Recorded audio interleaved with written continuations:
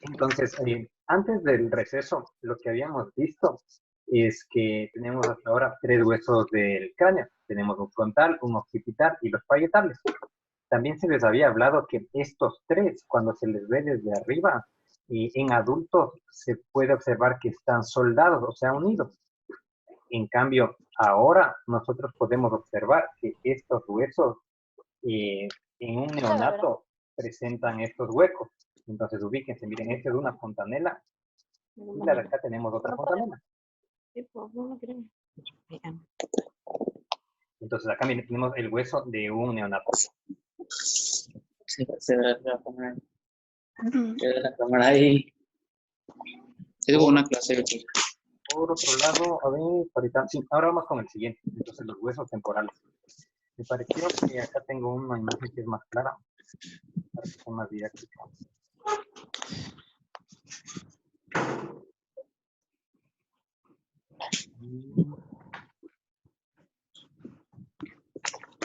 Acá está. Entonces, miren, acá, el hueso que estamos viendo nosotros acá es temporal. Es decir, si nosotros vemos en esta imagen, sería el rojo que está en esta porción, o sea, en la zona lateral inferior. Se vería, miren, con estas características. O sea, acá está puesto con diferentes colores para que se pueda identificar. Tiene varias partes. Veamos un gráfico más completo.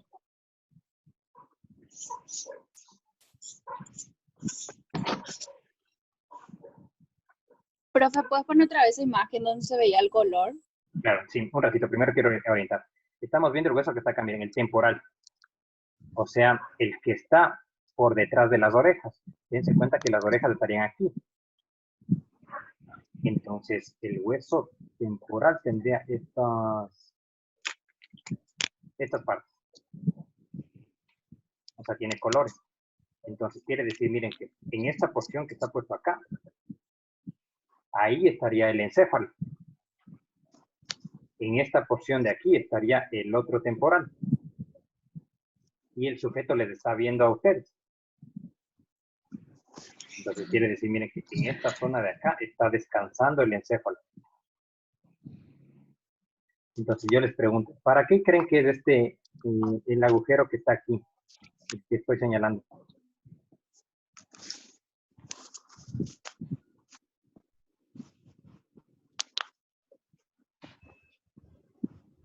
A ver, miren. ¿No sería la parte de la mandíbula ahí? No. En la última clase, profe, nos dijiste que hay una parte donde se agrega un líquido, ¿no es por ahí que va? No. Vamos desde esta parte. Hueso del cráneo. Este me parece que es más didáctico. Estamos hablando de este hueso que está acá.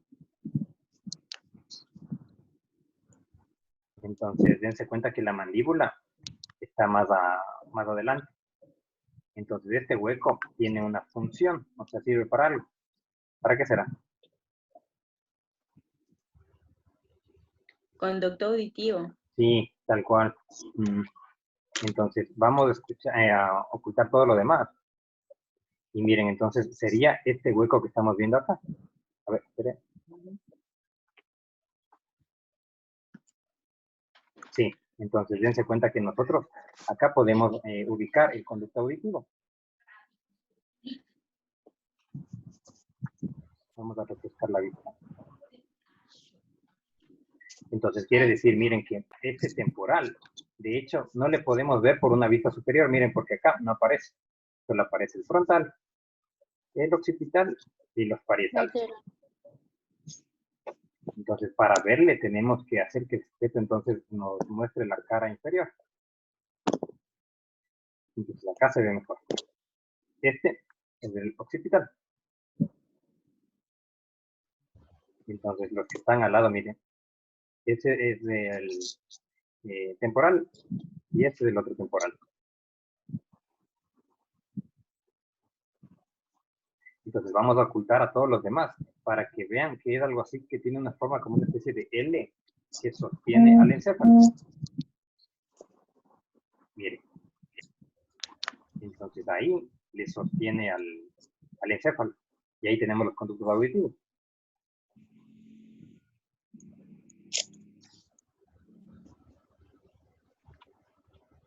Hasta acá me van siguiendo. Sí, Sí, profe. profe. Sí. Bueno. Entonces, hablemos de otro elemento importante. Vamos a la pizarra.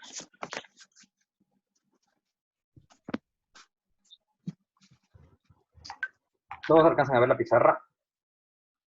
Sí. Sí. Bueno, entonces vamos a hacer un cuadrado. Bueno, estoy con un mouse, así que no es que me va a salir tan bien, pero bueno, es lo que puedo hacer. Entonces pensemos en un cubo. La cabeza tienen que pensar que es como una especie de forma de cubo. Entonces, miren, ven, o sea que un cubo se caracteriza porque tiene un piso que está abajo y 4 paredes laterales y un techo. Entonces, en anatomía no existe, o sea, no se utiliza tanto la palabra techo, sino se utiliza piso. Entonces, miren, si acá tenemos un cráneo o una cabeza, quiere decir que esta cabeza tiene 4 lados, una cara anterior, una cara lateral, una posterior y otra cara lateral. Y asimismo, esta cabeza tiene 2 pisos, o sea, el piso de abajo y el piso de arriba. Si esto no se entiende, entonces vamos nuevamente al esquema.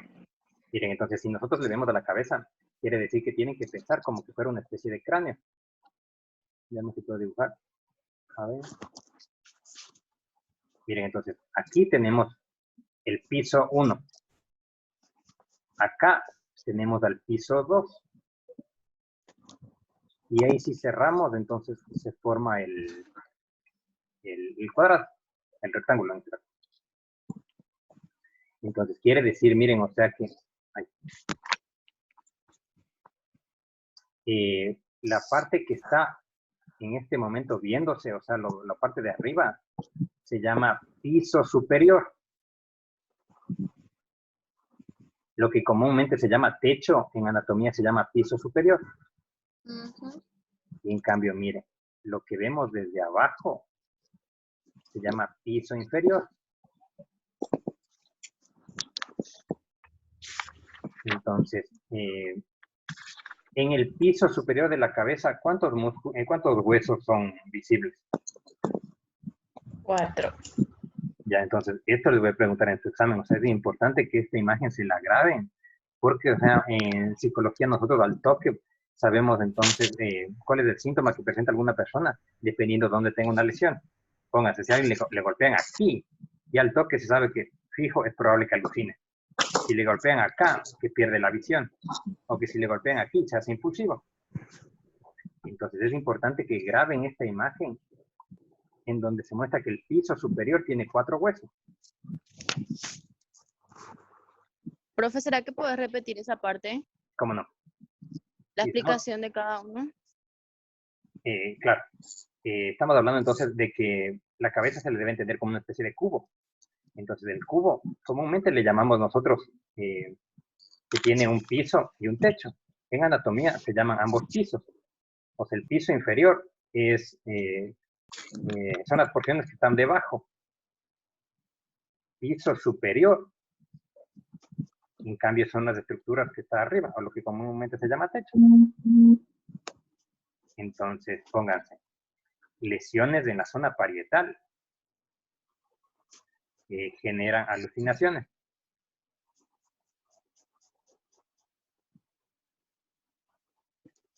Lesiones en la zona occipital genera alteraciones visuales.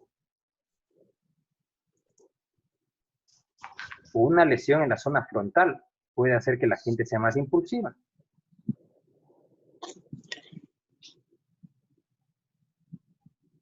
Ahora vamos al piso inferior. Entonces, un ratito, déjenme señalar algo.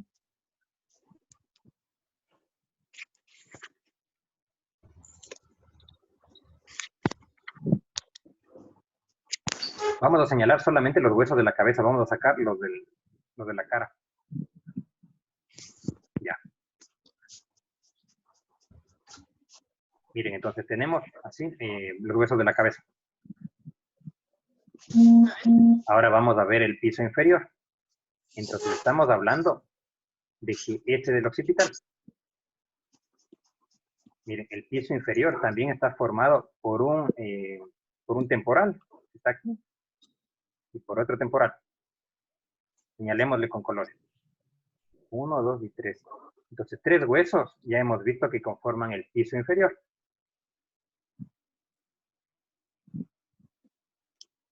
Miren, otro hueso que también ya conocemos, es el que está acá, el frontal. Entonces, este frontal también forma parte del piso porque tiene una porción en donde descansan los ojos.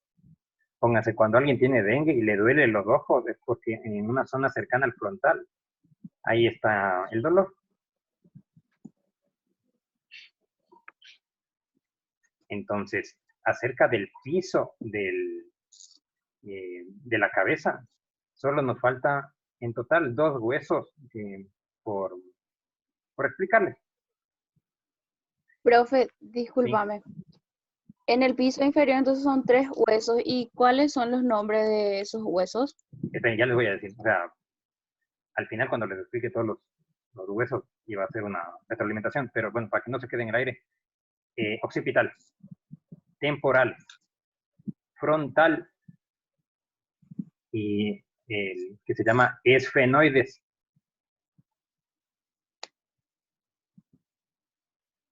Acá en la diapositiva está cómo se escribe. Miren. Esfenoides.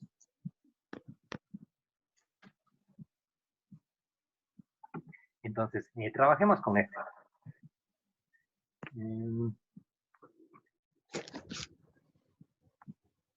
Primero, ¿quién puede ubicarle? ¿Dónde? ¿Quién puede poner la dirección de ubicación de ese hueso esfenoide? Yo le voy rotando para que puedan guiarse. En la zona media puede ser o en el centro. Ya, zona media. Y entonces en zona media pienso aquí y pienso aquí.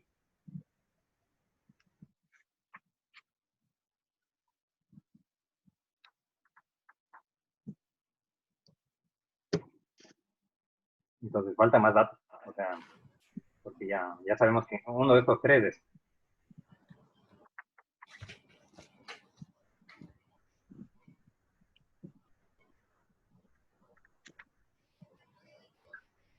A ver, ¿quién más puede ubicarlo? Profe, ¿no sería la parte lateral media? A ver, Inferior. laterales de esto, medio. Lateral inferior. Ya, claro, lateral inferior. Sí.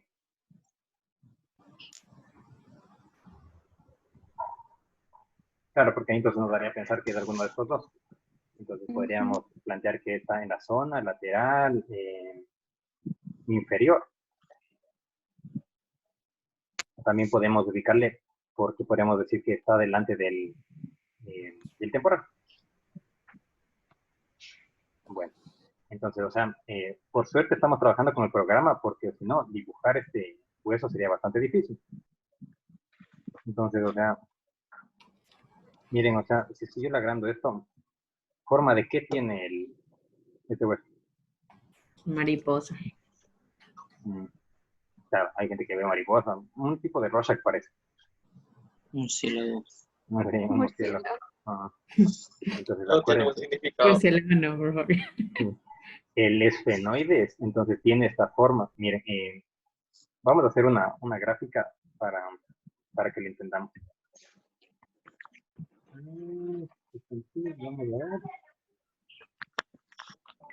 Entonces, el esfenoide, miren, es algo parecido a lo que hemos conversado, miren, o sea, tiene una especie de cuerpo en el medio. Mire, tiene como unas especies de alas que le sostienen así.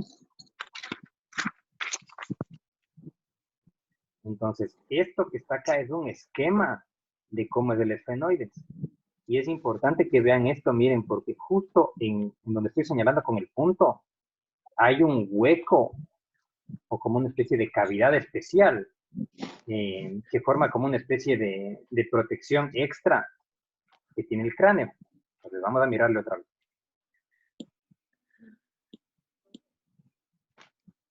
Miren, entonces tenemos acá el esfenoide. Acá estaría el cuadrante que yo les digo y estas son las alas.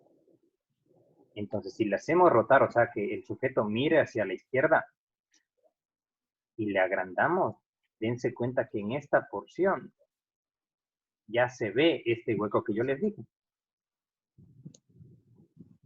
Entonces, esto para la psicología es muy importante porque se llama la silla turca. Repito, silla turca, como el país. Entonces, si refrescamos la vista, a ver.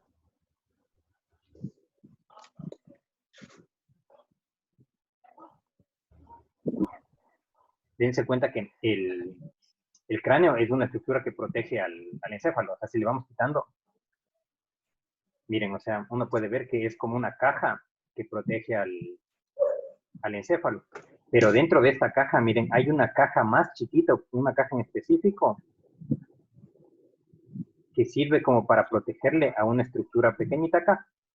¿Alguien ha escuchado cuál es la estructura que protege acá? No. ¿El hipotálamo puede ser, profe? Sí, tal cual. Bueno, esto, miren, quiere decir que, a ver, déjame ver si tenemos algún video. Un ratito.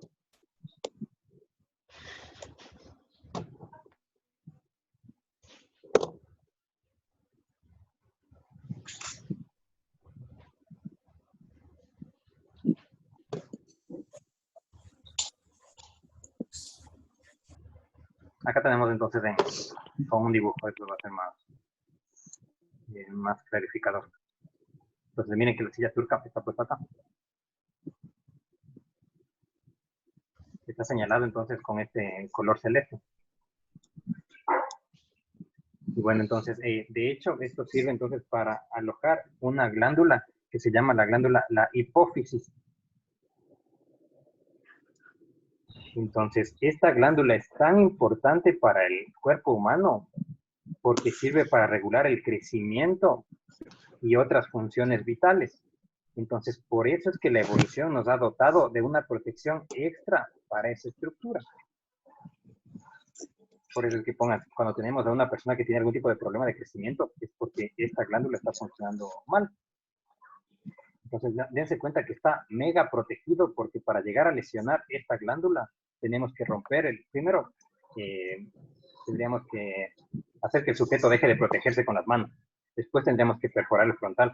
Después tendríamos que ir destruyendo todo el encéfalo. Después perforamos el esfenoides y recién ahí vamos a tocar esta estructura. Es decir, es una de las zonas que está más protegida y es entonces porque es una de las zonas más sensibles. Es decir, el hipotálamo sirve entonces para el crecimiento y para la regulación de la vida.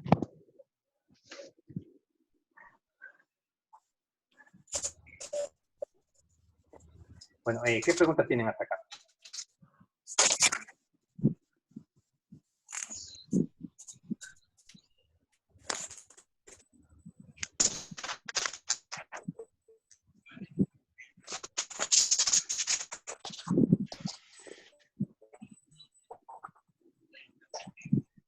Sigamos entonces. Miren, hasta acá, entonces ya estamos viendo estos diferentes huesos. Bien. Ver un ratito.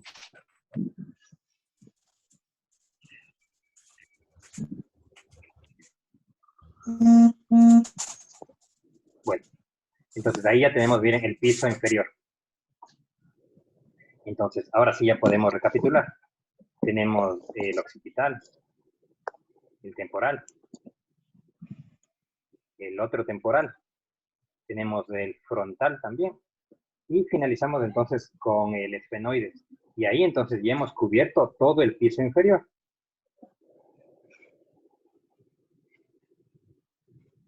Entonces, miren, también, o sea, si nosotros le vemos de frente, podemos ver que el hueso esfenoides, este que estamos estudiando, tiene como unas especies de prolongaciones que sirve para anclarse con el resto de huesos de la cara.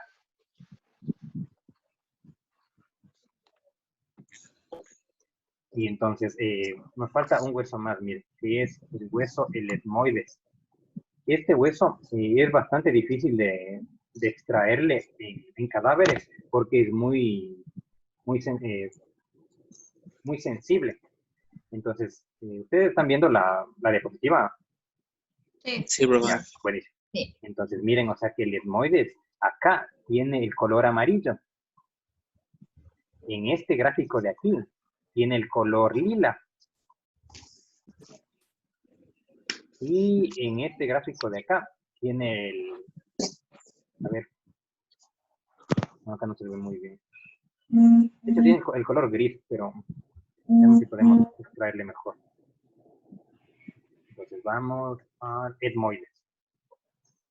Entonces, miren, o sea que es un hueso que es muy interno, o sea, no se le ve a simple vista. Entonces, vamos a sacar todo lo demás. Nuevamente, este es difícil de graficar. Les pregunto, ¿forma de qué tiene?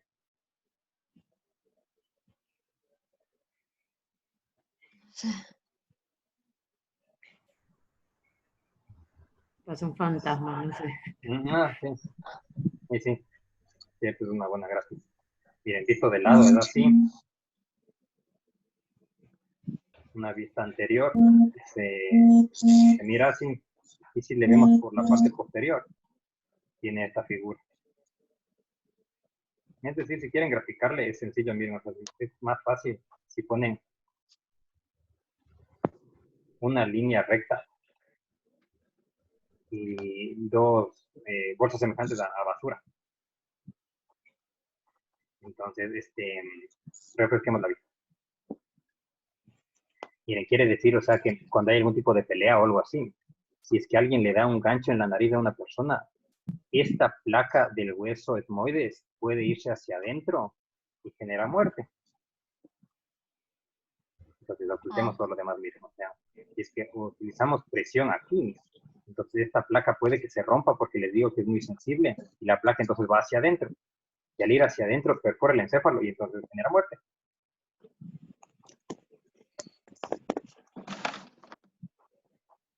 ¿Para qué sirve ese, profe? Ah, sí, buena pregunta, miren. En el etmoides está lo que se llaman los senos nasales. O sea, cuando se nos tapa la nariz, dense cuenta que lo que está pasando es que estos lugares, voy a agrandar lo más que pueda, estos lugares que deberían tener este espacio se llenan de líquido y por eso se impide la respiración. Entonces, el etmoides, entre otras cosas, sirve para dirigir la respiración, o sea, el aire que ingresa a nuestro cuerpo. Consulta, profe. ¿Perdón? ¿Tiene algo que ver la enfermedad? No sé si conoces la adenoides con esa parte del hueso. Es buena pregunta. Mire, para responder eso tendríamos que volver al esfenoide. De hecho, cuando tenemos el esfenoide, conversamos que aquí está la silla turca y aquí está la hipófisis. Entonces, esta glándula de acá se divide en dos, en adenohipófisis y en otra, bueno, que en su momento veremos, ahora no quiero llenarles de nombres. O sea, la hipófisis tiene dos partes. Entonces, la enfermedad que nos dijo su compañero es cuando una de estas dos partes de la hipófisis está alterada. Entonces, no es en el etmoides, es en el esfenoides este problema. ¿Otra consulta?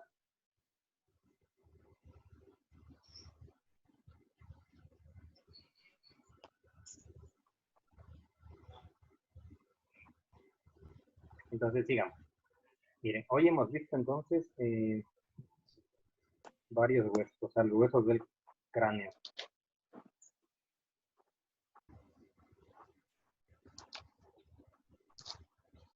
Entonces, lo que hemos aprendido hoy se resume en esto de acá. Miren. Entonces, quiero enfatizar otro elemento. Es importante que sepamos de esto porque, miren, van a haber cierto tipo de nervios que salen por uno de estos huesos y tenemos que aprender cómo se llama ese nervio. O pónganse cuando tenemos un problema que se llama la parálisis facial. Tenemos que saber, o sea, por dónde sale ese nervio. Que de por sí para que ya vayan identificando. Donde vean huequitos, usualmente por ahí salen los nervios. O pónganse, cuando hacemos hipnosis, tenemos que tocar cierto tipo de zonas cerebrales, pero conociendo el cerebro, no solo de una forma empírica. Mucha gente, o sea, hace técnicas psicológicas sin saber esto, pero es riesgoso. Entonces, por eso ustedes están aprendiendo la parte teórica para saber exactamente, si le digo tal palabra, qué botón estoy tocando.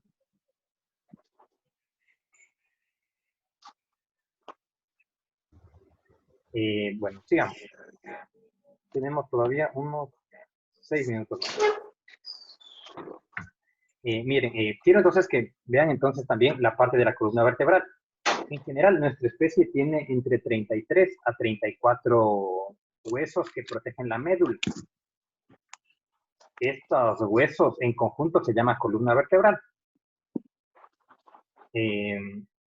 Hay algunos seres humanos que tienen 33 y otros 34. La razón por qué hay gente que tiene más vértebras todavía no está tan clara. He escuchado versiones que te indican que más evolucionados son los que tienen 33 y otros al revés. Entonces, pero todavía no, hasta donde yo conozco, no hay un consenso bastante claro en ese sentido. Pero lo que sí pasa es que hay seres humanos con más de una vértebra. O sea, con una vértebra adicional. Entonces, esta cantidad de huesos se va a dividir en 4 áreas, las cuales van a depender según las curvaturas.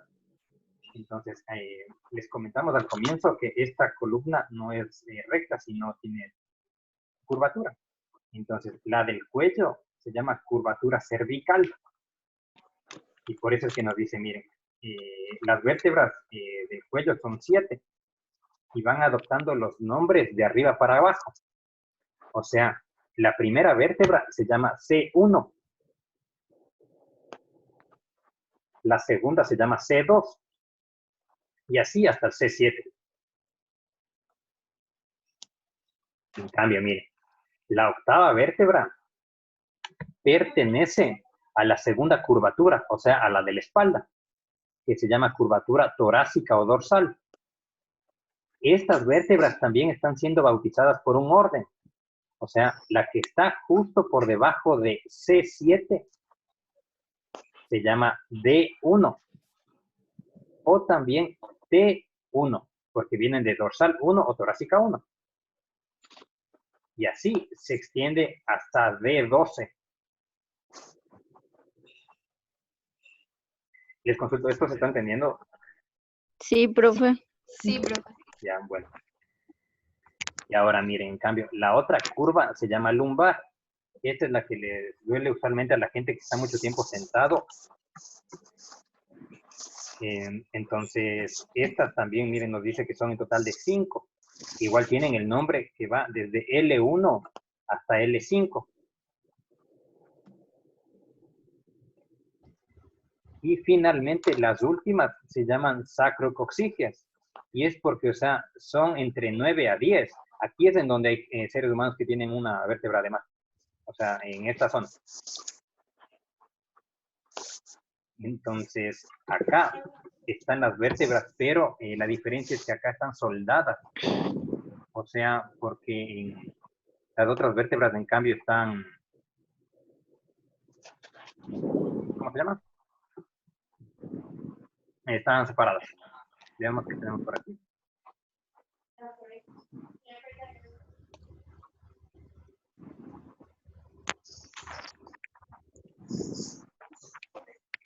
Esperemos que nos sirva. Sí están viendo el programa, ¿cierto? Sí. Sí. Ya, bueno, entonces agarremos cualquiera. Esta entonces es T12, miren, o sea, la torácica 12. Señalemos otra. Y T11. O sea, esta 3. Si escondemos todo lo demás, dense cuenta que las 3 vértebras no están unidas de forma perfecta, sino hay un espacio entre ellas. Entonces, este espacio tiene lo que se llama el disco intervertebral. todo ese término está acá, así que no se preocupen porque están los términos ahí. Lo importante es que me vayan entendiendo. Entonces, estas vértebras se caracterizan porque no están unidas, sino hay un disco intervertebral. Entonces, si alguno de ustedes tiene algún abuelito que ha visto que, perdón, pueden percatarse que los abuelitos usualmente van disminuyendo su estatura a lo largo del tiempo. Y eso se da porque, miren, el tamaño del disco intervertebral que presentan los adultos mayores con el tiempo se va reduciendo, entonces este espacio va haciéndose más chiquito. Por eso es que los abuelitos van haciéndose más chiquitos. Asimismo, hay cierto tipo de técnicas bastante polémicas que utilizan ciertas personas para hacerse más altos, que consiste en que por un medio mecánico se levantan, o sea, se agarran con una especie como de pinzas en el torso y se levantan. Y entonces hasta que sus pies quedan en el aire. Eso entonces genera que el disco intervertebral se estire y entonces gana estatura. Asimismo, miren, podemos ver hechos curiosos como lo que sucede con los astronautas cuando van al espacio, porque ven entonces que el tamaño de los discos es algo que se queda fijo, o sea, no varía con el tiempo, salvo cuando somos adultos mayores. En cambio, cuando la gente va al espacio, como no tiene gravedad, se observa que el disco intervertebral comienza a hacerse más grande, y por eso es que los astronautas suelen regresar con una estatura de 5 centímetros más. Entonces, miren, esto quiere decir que acá nosotros también podemos ver de una forma más gráfica cómo tenemos la columna. Y pónganse, cuando una persona se lastima la columna, es porque por alguna razón estos discos intervertebrales se movieron. Pónganse, hace un tiempo hubo una lesión de un futbolista llamado Neymar y él recibió un rodillazo. Me parece que recibió en L2. Entonces, ese rodillazo lo que hizo es que la vértebra se vaya para adelante. Y si recibía con más impacto, pudo haberse perforado toda la médula y se quedaba sin poder usar las piernas de por vida.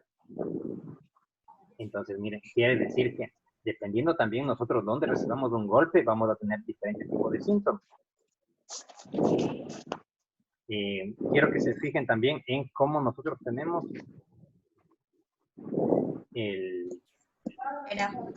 Espérate, a ver.